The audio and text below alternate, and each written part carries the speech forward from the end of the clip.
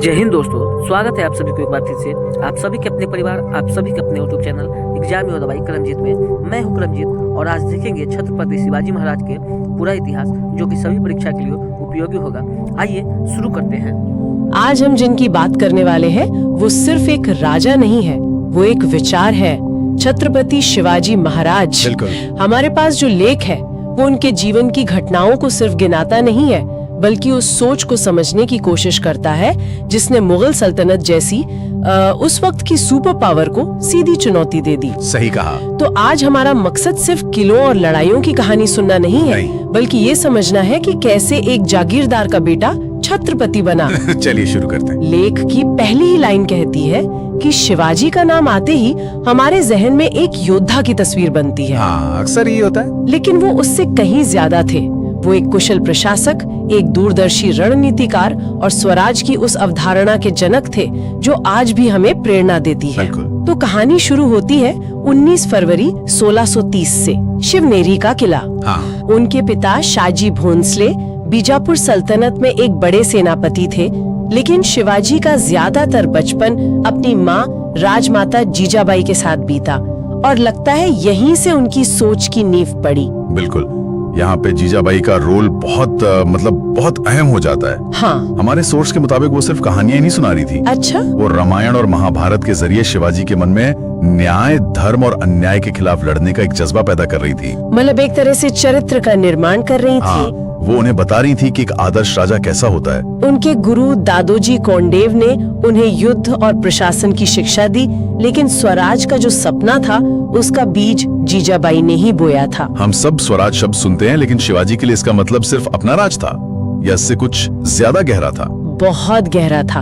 उनके लिए स्वराज का मतलब सिर्फ राजनीतिक आजादी नहीं थी कि एक राजा को हटाकर दूसरा बैठ जाए। अच्छा, इसका मतलब था एक ऐसा राज जहां प्रजा का कल्याण सबसे ऊपर हो, जहां किसी के साथ अन्याय ना हो और जहां हर इंसान, चाहे वो किसी भी धर्म या जाति का हो, आत्मसम्मान से जी सके। तो ये सब जमीन जीतने की लड़ाई नहीं थी। बिल्कुल नहीं, ये एक बेहतर समाज बनाने का संकल्प था जो उन्होंने बहुत कम उम्र में ले लिया था। और इसी संकल्प के साथ उन्होंने पहला कदम उठाया, तोरणा के किले पर कब्जा। हाँ, और ये तो बस शुरुआत थी। इसके बाद तो जैसे किलों की एक लाइन लग गई, राजगढ़, कोंढाना, पुरंदर। लेकिन असली चुनौती तो अब आने वाली थी। उनका सामना पहले बीजापुर सल्तनत और फिर मुगलों से होना था। हाँ। बीजापुर सल्तनत वाला किस्सा तो बहुत मशहूर है, जब उन्होंने अफजल खान को भेजा। अफजल खान तो अपनी विशाल सेना के साथ इस भरोसे में था कि वो शिवाजी को कुचल देगा। हाँ। लेकिन हुआ कुछ और ही। और यहाँ शिवाजी की सोच का कमाल दिखता है। हम सब अफजल खान वाले किस्से के बारे में जानते हैं, लेकिन सोर्स इस बात पे जोर देता है कि शिवाजी की असली जीत बागनख चलाने में नहीं थी। तो फिर किसमें थी? वो थी महीनों पहले शुरू हुए मनोवैज्ञानिक खेल में। शिवाजी जानते थे कि वो मैदान में अफजल खान की भारी भरकम सेना से नहीं जीत सकते। जाहिर है। तो उन्होंने बैटलफील्ड ही बदल दिया। उन्होंने उसे ऐसी जगह मिलने पर मजबूर किया जहां सेना का कोई काम नहीं था, जहां सिर्फ दिमाग और हिम्मत की लड़ाई थी। ये तो बहुत बड़ा जोखिम था, है ना? अकेले मिलने जाना। जोखिम तो था, पर ये कैलकुलेटेड रिस्क था। अच्छा। उन्होंने अफजल खान के घमंड को अपना सबसे बड़ा हथियार बनाया। अफजल खान को लगता था कि ये पहाड़ी चूहा मेरे सामने क्या चीज है। और शिवाजी ने इसी का फायदा उठाया। बिल्कुल, उन्होंने इसी अति आत्मविश्वास का फायदा उठाया। उन्होंने अपनी तैयारी पूरी कर रखी थी। ये सिर्फ ताकत का नहीं, बल्कि साइकोलॉजी का बेहतरीन इस्तेमाल था। जहां उन्होंने दुश्मन की सबसे बड़ी ताकत यानी उसकी सेना को ही इररिलेवेंट बना दिया। सही कहा। तो बीजापुर को तो उन्होंने अपनी रणनीति से चौंका दिया, लेकिन अब उनका सामना उस समय की सबसे बड़ी ताकत से होने वाला था, मुगल सल्तनत। हाँ, औरंगजेब ने अपने मामा और सबसे भरोसेमंद सिपह सलार शाइस्ता खान को भेजा। ये तो एक पूरी तरह से अलग चुनौती रही होगी। बिल्कुल। शाइस्ता खान 1 लाख से ज्यादा की फौज लेकर आया और उसने पुणे के लाल महल पर कब्जा कर लिया, जो शिवाजी का बचपन का घर था। मुगलों को लगा कि अब तो शिवाजी का खेल खत्म। और फिर शिवाजी ने वो किया जिसकी कोई कल्पना भी नहीं कर सकता था। क्या किया उन्होंने? सोचिए, दुश्मन आपके घर में बैठा है लाखों की फौज के साथ। आप क्या करेंगे? इंतजार करेंगे शायद। शिवाजी ने इंतजार नहीं किया। वो सिर्फ 400 लोगों के साथ एक शादी की बारात में शामिल होकर दुश्मन के सबसे सुरक्षित माने जाने वाले कैंप में घुस गए। रात के अंधेरे में? लाल महल के अंदर 400 लोग 1 लाख की फौज के सामने। ये तो सुनने में ही अविश्वसनीय लगता है। यही तो उनकी खासियत थी। ये हमला सिर्फ मारने या जीतने के लिए नहीं था। तो फिर? ये साइकोलॉजिकल वॉरफेयर का एक बेहतरीन उदाहरण था। इस हमले में शाइस्ता खान की उंगलियां कट गईं और वो किसी तरह अपनी जान बचाकर भागा। लेकिन असल नुकसान तो कुछ और हुआ। हाँ, असल नुकसान मुगल सल्तनत की इज्जत को हुआ। औरंगजेब को संदेश साफ था कि तुम मुझे मेरे घर में भी सुरक्षित नहीं रहने दोगे तो मैं तुम्हें तुम्हारी राजधानी में भी चैन से नहीं बैठने दूंगा। इस एक घटना ने पूरे हिंदुस्तान में शिवाजी का कद बहुत बड़ा कर दिया होगा। बहुत बड़ा। और शायद इसी आत्मविश्वास के साथ उन्होंने सूरत पर हमला किया, जो उस वक्त मुगलों का सबसे अमीर बंदरगाह था। हाँ, और इसे सिर्फ लूट कहना इसकी अहमियत को कम करना होगा। मतलब? ये एक बहुत ही सोची समझी आर्थिक रणनीति थी। शिवाजी समझ गए थे कि एक आजाद सल्तनत चलाने के लिए पैसा चाहिए। और वो पैसा कहाँ से आएगा? या तो अपनी प्रजा पर भारी टैक्स लगाकर, जो वो करना नहीं चाहते थे, या फिर दुश्मन की तिजोरी पर चोट करके। उन्होंने दूसरा रास्ता चुना। सूरत पर हमला करके उन्होंने औरंगजेब को सीधे सीधे आर्थिक चुनौती दी और स्वराज के लिए जरूरी संसाधन भी जुटाए। आगरा से भाग निकलने की कहानी तो किसी फिल्म की तरह लगती है। पुरंदर की संधि के बाद उन्हें औरंगजेब के दरबार में हाजिर होना पड़ा, जहां उन्हें नजरबंद कर दिया गया था। हाँ, और फिर फलों की टोकरी में छिपकर निकलना। लेख में इस बारे में और क्या जानकारी है? ये सब हुआ कैसे? ये कोई अचानक बना प्लान नहीं था। ये महीनों की प्लानिंग का नतीजा था। औरंगजेब को लगा कि उसने शेर को पिंजरे में बंद कर दिया है। लेकिन शिवाजी ने उस पिंजरे में भी हार नहीं मानी। बिल्कुल नहीं। उन्होंने पहले बीमार होने का नाटक किया, फिर सेहत ठीक होने की दुआ के तौर पर रोजाना साधु संतों और गरीबों के लिए फल और मिठाइयों की बड़ी बड़ी टोकरियां भिजवानी शुरू की, ताकि पहरेदारों को इन टोकरियों की आदत हो जाए। बिल्कुल। शुरुआत में हर टोकरी की सख्ती से जांच होती थी, लेकिन हफ्तों तक जब ये रोज होने लगा तो पहरेदार ढीले पड़ गए। उन्हें ये एक रूटीन लगने लगा। और शिवाजी इसी एक पल का इंतजार कर रहे थे। एक दिन वो और उनके बेटे संभाजी ऐसी 2 टोकरियों में बैठकर बाहर निकल गए। ये सिर्फ भागना नहीं था। नहीं, ये धैर्य, प्लानिंग और इंसानी साइकोलॉजी की गहरी समझ का नतीजा था। इस घटना का असर क्या हुआ होगा? मुगल दरबार में तो हड़कंप मच गया होगा। हड़कंप से भी ज्यादा, इसने शिवाजी को एक किंवदंती बना दिया। एक ऐसा नायक जिसे खुद शहंशाह औरंगजेब भी कैद नहीं रख सका। हाँ, इसने लोगों के मन से मुगल सल्तनत के अपराजय होने का डर निकाल दिया।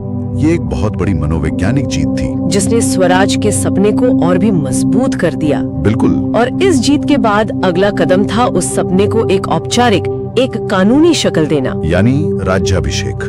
6 जून 1674, रायगढ़ का किला। ये एक बहुत बड़ा आयोजन था। ये सिर्फ एक आयोजन या जश्न नहीं था, ये एक बहुत बड़ा राजनीतिक बयान था। अच्छा।